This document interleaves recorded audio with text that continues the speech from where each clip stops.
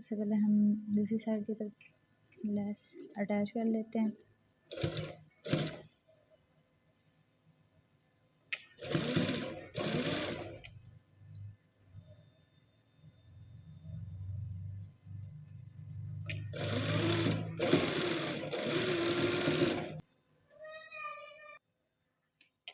यहाँ पे आप लोगों ने ये देख लेना है, कपड़ा नीचे फोल्ड ना हो, तो यहाँ तक आपने स्टिच लेके आनी है।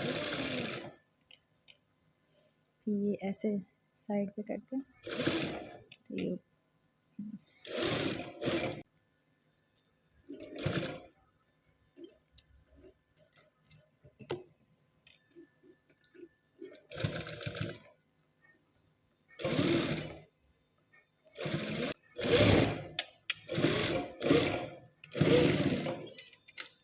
ये बैक साइड है।